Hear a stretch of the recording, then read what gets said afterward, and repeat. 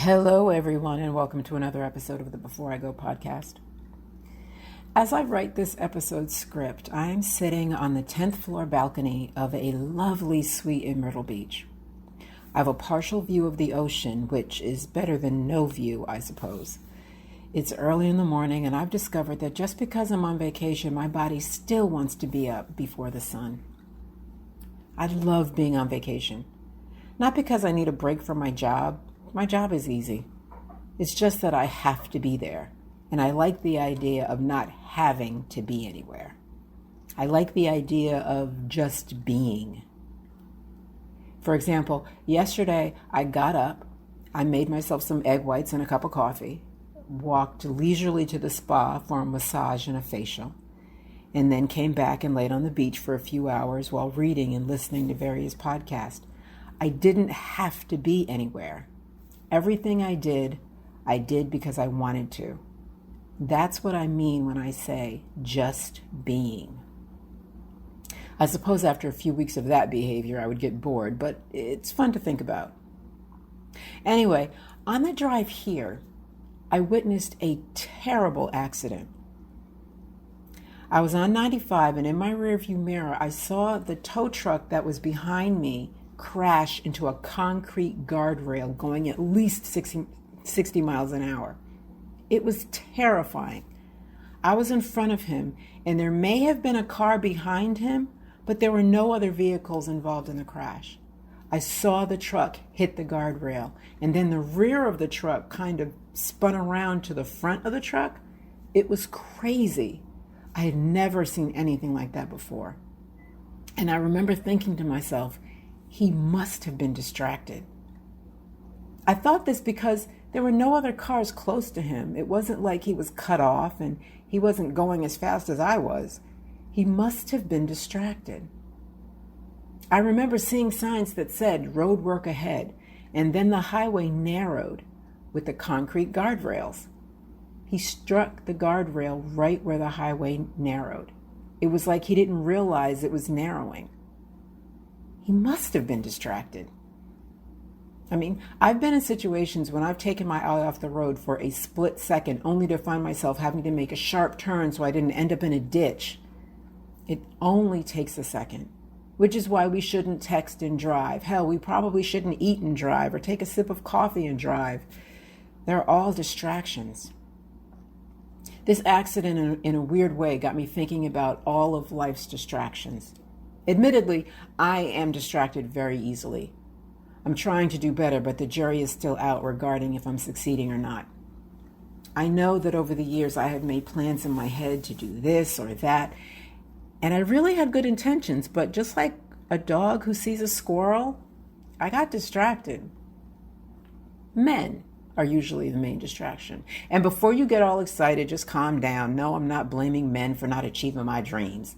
I'm saying that I'm easily distracted by men. They're like shiny objects to me. Have you ever used a laser pointer on a cat? I'm kind of like that, forgetting what I was supposed to be doing so I could chase the light. Distractions are the devil. They come to steal, kill, and destroy. When I was in 5th grade, my English teacher, Mrs. Middleton, told me that I was a good writer. I never forgot that, and over the years I have made half-assed attempts to actually be a good writer. For example, I have books in my house right now about how to become a good food writer, and I took a class 2 years ago in creative writing, and today I am no closer to being a food writer or a creative writer than I was before. Because of various distractions and my inability to focus, it never happened. I've written a few things and I can certainly string a few sentences together, but I'm not a real writer. Writers write. While on my vacation, I finished Terry McMillan's latest novel, It's Not All Downhill From Here. I love Terry McMillan. She is a writer who never disappoints. She's an amazing storyteller. Not only is she a good writer, but she is consistent. And even though her books are no longer turned into movies, she is still writing. Why? Because she's a writer. The one time that I did stay focused and actually write, I was able to complete an entire novel, and it was good. That story basically wrote itself. I had something to say, and I put it down on paper, and I was really proud of that accomplishment. Unfortunately, no matter how many times I tried to recreate that feeling, it just didn't come. I couldn't motivate myself to write another good story. It was hard, and I allowed myself to become distracted. Distractions are the worst, and I can sit here and blame them all day, but I know that if I really wanted to do it, I could. How do I know? Because I've done it. In fact, everything that I've ever really wanted to do, I've done. Distractions can only hold you back if you allow them to. Distractions have their job and we have our jobs. The only question is, who's better at their job? You know, I used to be scared of telemarketers and solicitors who would knock on my door. I have purchased more useless crap and gotten more magazine subscriptions than I should have because I couldn't say no. After a while, I accepted the fact that it is these people's job to separate me from my money, and it is my job to hold on to my money. I finally got better at my job than they are at theirs. I utilize the word no quite often these days, and I've never been happier. We have to learn to employ the same tactic with distractions. You have a goal, a dream, a wish, whatever you want to call it. Once you put your plan in place, here comes the distraction to steal, kill, and destroy. What are you going to do? I suppose the answer lies in how important your goal is to you. We cannot allow ourselves to rely on inspiration because inspiration is external and it's fleeting. We also cannot allow ourselves to rely on being motivated by someone else. That is also external and fleeting.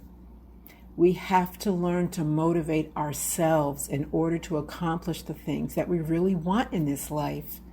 There is no magic to it. There is no list of 10 easy steps to motivate yourself. The bottom line is you just have to get up every day and make a decision and keep making that decision until it becomes second nature to you. Keep your eyes on the prize. Don't let life's distractions cause you to end up in a ditch somewhere.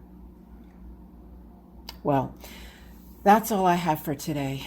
Thank you so much for listening. But before I go, let me share this with you from Adam Hochschild. Work is hard. Distractions are plentiful. And time is short. I'll see you next time.